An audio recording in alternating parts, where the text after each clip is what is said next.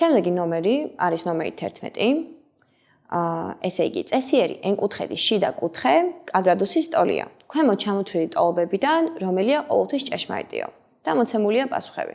სანამ ამ პასუხებამდე მივვალთ, მოდით ჯერ გავხსენოთ წესიერი n-კუთხედის შიდა კუთხეების ჯამი რა ფორმულით დაიწერება.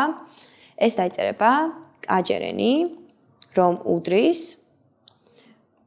n-2 გამრავლებული 180-ზე.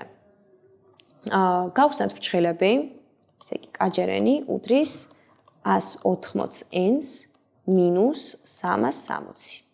180-იანი რო გადავიტანოთ მეორე მხარეს, გვექნება ასეთი რაღაცა, 180-იანი, რომ უდრის მინუს 360. გავიტანოთ n ფრჩხილებს გარეთ. და გავამრავლოთ ეს ყველაფერი მინუსზე. n ჯერ 180 გამოკრებული k უდრის 360 და n უდრის 360 შეფარდებული 180 მინუს k-სთან, რომელიც ჩვენთან არის პასუხი D. შემდეგი ნომერია ნომერი 12. კლასის ყოველი მოსწავლე მონაწილეობს მხოლოდ ერთი საგნობრივი წრის მუშაობაში. მოსწავლეთა 25% მონაწილეობს მათემატიკის, 20 ბუნებისმეტყველების, 40 ლიტერატურის, ხოლო დანარჩენი მოსწავლეები მონაწილეობენ ისტორიის წრის მუშაობაში. ამ კლასის მოსწავლეების საგნობრივ წრეებში განაწილების წრიულ დიაგრამაზე მათემატიკის სექტორის შესაბამისი ცენტრალური კუთხე რამდენი გრადუსით აღემატება ისტორიის სექტორის შესაბამის ცენტრალურ კუთხესო. ეს რომ ამოვხსნათ, პირველ რიგში უნდა გავიგოთ თუ რამდენი პროცენტი მონაწილეობს ისტორიის წრეში. მოკლედ გვახსოვს, რომ მათემატიკის წრეში იყო 25%. ბუნების წრეში იყო 20%. ლიტერატურის წრეში იყო 40% და ისტორიის წრეში იქნება, რა თქმა უნდა, დარჩენილი 100 რო გამოვაკლოთ 25, გამოვაკლოთ 20 და გამოვაკლოთ 40 და ეს იქნება 15%. ახლა რო ვიპოვოთ ცენტრალური კუთხეები, რა ვიცით წრეწირის შესახებ, რომ წრეწირის 100% არის 360 გრადუსი. ამიტომ ჯერ მოდით გავიგოთ მათემატიკის ცენტრალური კუთხის სიდიდე. თუ 100% არის 360 გრადუსი, 25%, ანუ მისი მეოთხედი, იქნება თვითონ 360-ის მეოთხედი, რომელიც არის 90 გრადუსი. ანუ ეს არის მათემატიკის. ახლა გავიგოთ ისტორიის. თუ 100% ისევ არის 360 გრადუსი, 15% იქნება x-ი და ამოვხსნათ ეს პროპორციით. რა გამოდის ახლა აქედან, რომ 100 x-ი უდრის 15 ჯერ 360 და x-ი უდრის 15 ჯერ 360 გაყოფილი 100-ზე. შევკაცოთ, ეს გავყოთ 5-ზე და ესენი შევკაცოთ 2-ზე. აქ დამჭა 18, აქ დამჭა 1 და ჩემი x-ი გამოვიდა 54 გრადუსი. x-ი ამ შემთხვევაში იყო ისტორიის ცენტრალური კუთხის ზომა. და ჩვენ გვაინტერესებს მათ შორის სხვაობა. ანუ უბრალოდ უნდა გამოვაკლოთ 90-54. შედეგადაც მივიღეთ 36 გრადუსი, რომელიც არის ჩვენთან პასუხი B. გავაკეთოთ შემდეგი ამოცანა, ნომერი 13, წავიკითხოთ მისი პირობა. მართკუთხა პარალელეპიპედის ფორმის ძელაკიდან ამოჭრეს მცირე ზომის მართკუთხა პარალელეპიპედის ფორმის ძელაკი. სურათზე მოცემულია ამოჭრის შედეგად მიღებული ფიგურა. სურათზე მითითებული ზომების მიხედვით იპოვეთ მისი მოცულობა. ვხედავთ, რომ ეს არის ამოჭრილი ძელაკი და რეალურად რო შევავსოთ, ის იქნებოდა სრული ძელაკი. მოცულობის აპოვნელად კი საჭიროა ვიპოვოთ ჯერ თავდაპირველი მოცულობა, რაც ჰქონდა ფიგურას და მას რომ გამოვაკლოთ, აი ეს ამოჭრილი ძელაკის მოცულობა. ამიტომ შევუდგეთ საქმეს და გამოვთვალოთ ჩვენც. მოკლედ, ჯერ ამოჭრილის დავითვალოთ, 8-ს რო გამოვაკლოთ 3 იქნება 5, 9-ს რო გამოვაკლოთ 2 იქნება 7, 4 არის უცვლელი ჩვენ ზომებში. დავითვალოთ ამოჭრილის მოცულობა. ეს იქნება 5-ჯერ 7-ჯერ 4, რომელიც იქნება 140 სანტიმეტრი-კუბი. ახლა დავითვალოთ თავდაპირველი.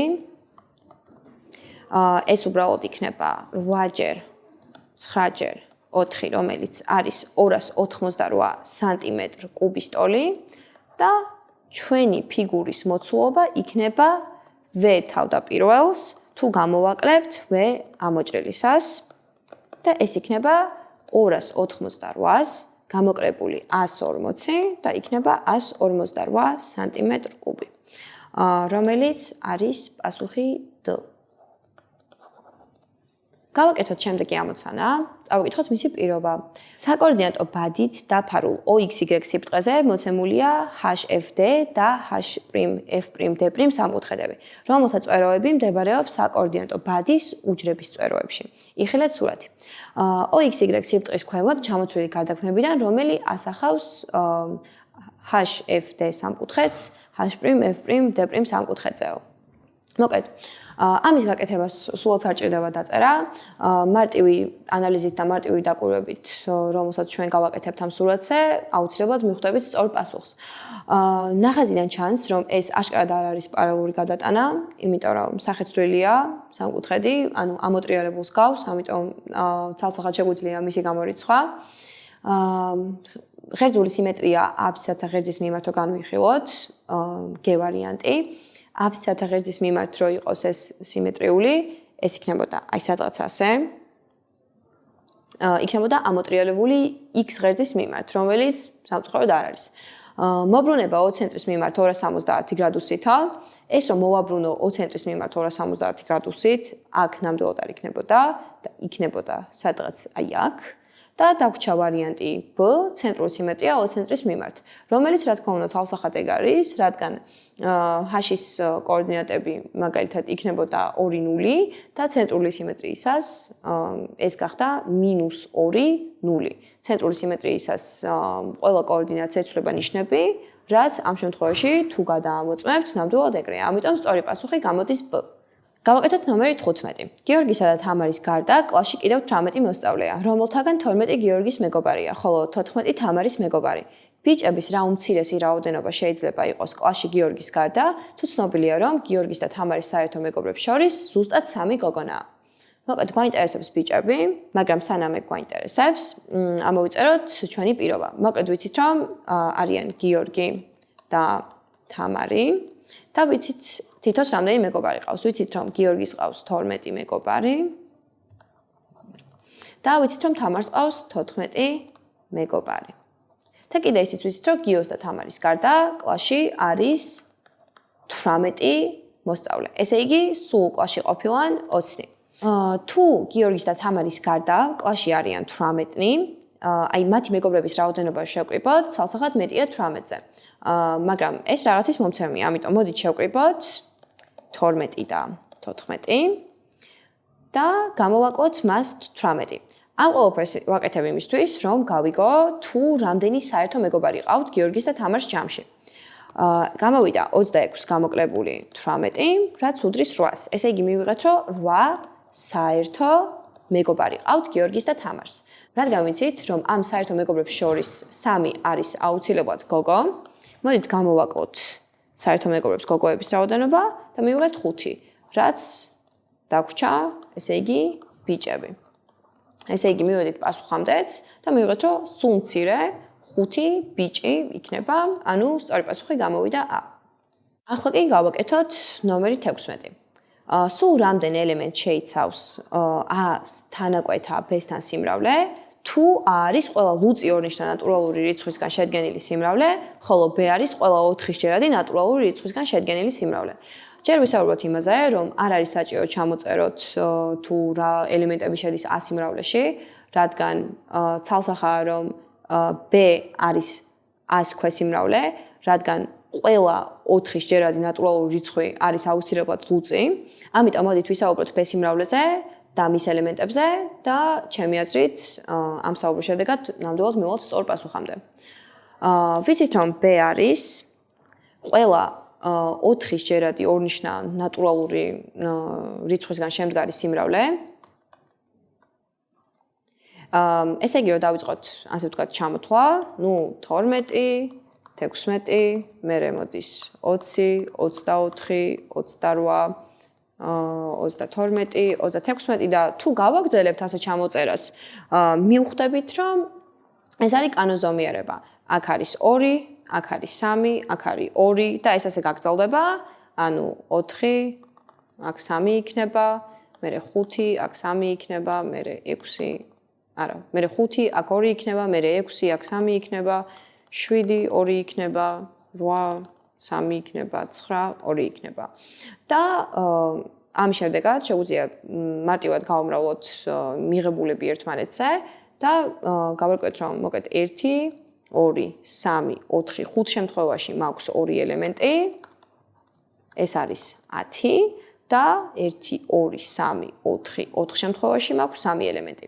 4 × 3 არის 12 და ესენი რო შევკრიბავ, მივიღებ 22-ს. ესე იგი, სწორი პასუხი გამოდის 22 და ეს ჩვენთან არის პასუხი B.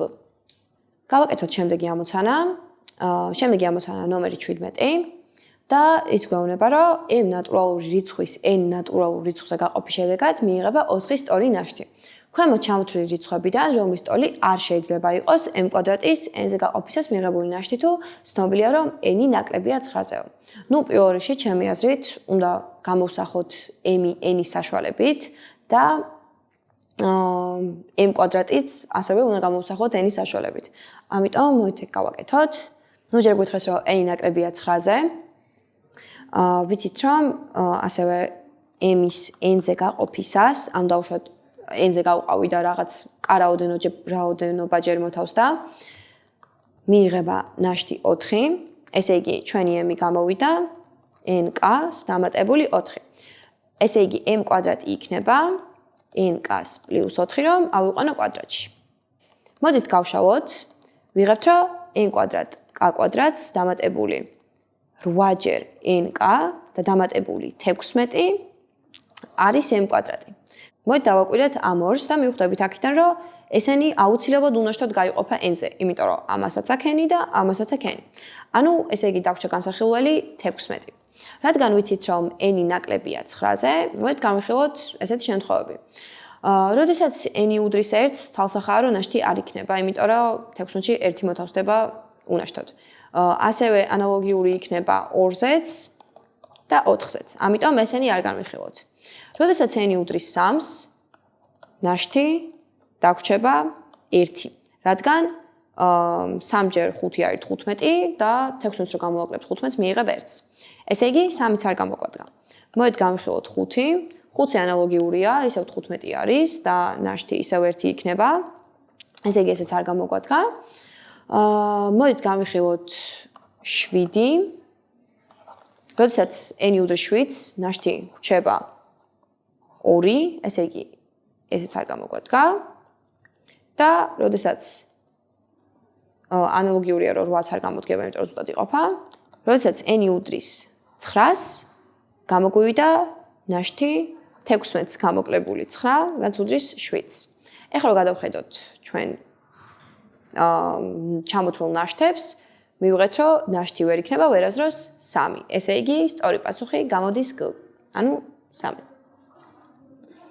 შემდეგი ამოცანა არის ნომერი 18 და გავაკეთოთ ახლა ნომერი 18. რისი ტოლია იმის ალბათობა, რომ ABC ტოლგვერდა სამკუთხედის შიგნით წერტილის შემთხვევის შერჩევისას ამ წერტილიდან B წვერამდე მანძილი არ აღემატება მანძილს ამავე წერტილიდან ABC სამკუთხედზე შემოხაზული წრეწირის ცენტრამდეო. მოკლედ, ჯერ დავიწყოთ ნახაზის დახაზვით და დავაწეროთ ჩვენ ფიგურებს შესაბამისი ასოები, ფიგურების წვეროებს შესაბამისი ასოები. მაგრამ ჩემი აზრით, ამოცანის ამოსახსნელად დაგვჭირდება კიდევ ერთი რაღაც. აი ამ BD მონაკვეთზე, რომელიც არის ტოლგვერდა სამკუთხედის სიმაღლე, ამ მონაკვეთზე რო გავავლო შუა მართობი. აი აქ. და ახლა ვეგეტყვით ცოტა გავავლე ზუსტად აქ.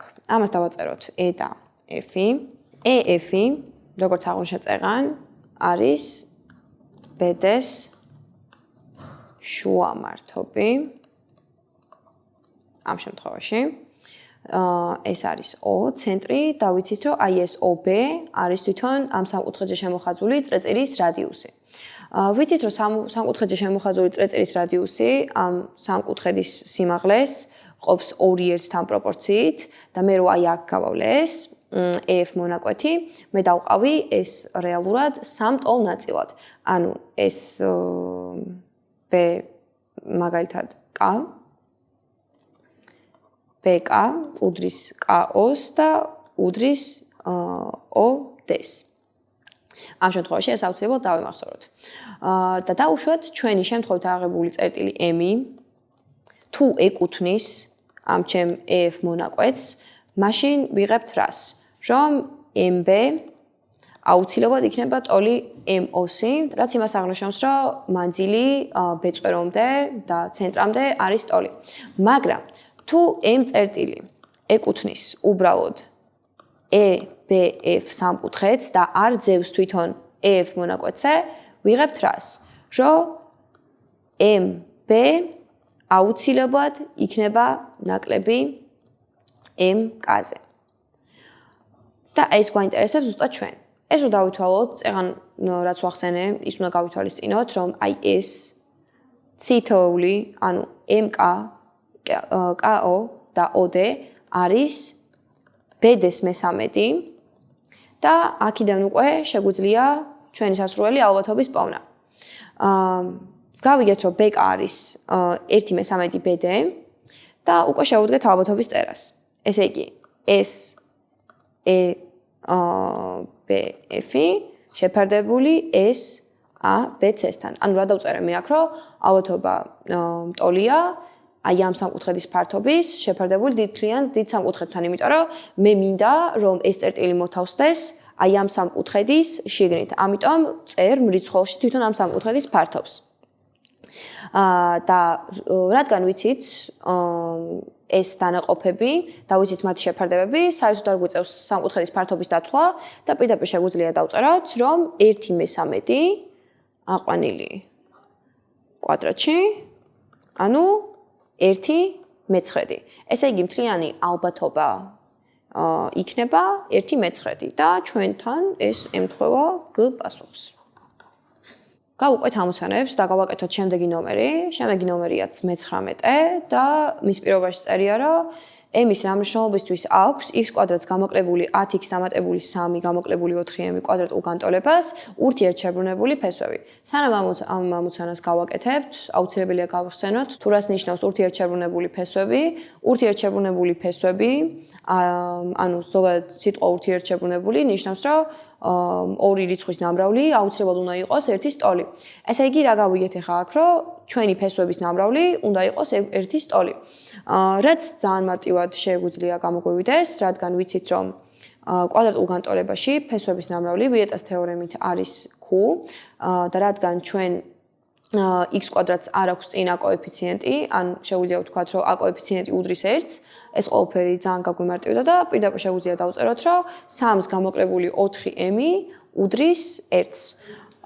დავწეროთ ეს ყოველივე x კვადრატს გამოკლებული 10x დამატებული 3 გამოკლებული 4m უდრის 0-ს. ჩვენი a კოეფიციენტი უდრის 1-ს, ამიტომ ვიეტის თეორემის თანახმად Q უდრის თვითონ აი ამას. სადაც Q არის ფესვების ნამრავლი, ანუ x1 გამრავლებული x2-ზე. რაც ჩვენი პირობის თანახმად გვინდა რომ იყოს ურთიერთშებრუნებული, ანუ გვინდა რომ მათი ნამრავლი იყოს ერთის ტოლი. ამიტომ უბრალოდ უნდა გავუტოლოთ 3-ს გამოკლებული 4m 1-ს. 3-ს გამოვაკოთ 4m უდრის 1-ს, 4m უდრის 2-ს და m უდრის 1/2-ს. ესე იგი ჩვენი პასუხი არის B. გავაკეთოთ შემდეგი ამოცანა. წავიკითხოთ მისი პირობა, ნომერი 20. ABC სამკუთხედის AB გვერდის სიგრძე 1/5-ჯერ მეტია BC გვერდის სიგრძეზე. რას უდრის სამკუთხედის C კუთხის სინუსი თუ კუთხე A უდრის 30 გრადუსს? პირველ რიგში დავხაზოთ ჩვენი სამკუთხედი.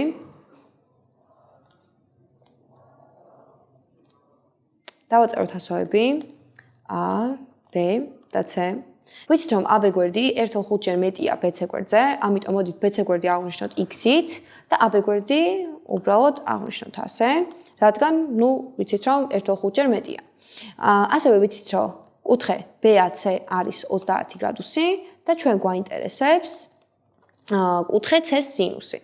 ამ ამოცანის გასაკეთებლად საკმარისია უბრალოდ სინუსების თეორემის გახსენება, რაც მდგომარეობს იმაში, რომ გვერდი შეფარდებული მისი მოპირდაპირე კუთხის სინუსთან უდრის სხვა გვერდი შეფარდებული მისი მოპირდაპირე გვერდის სინუსთან. ამიტომ მოდით დავწეროთ ეგ.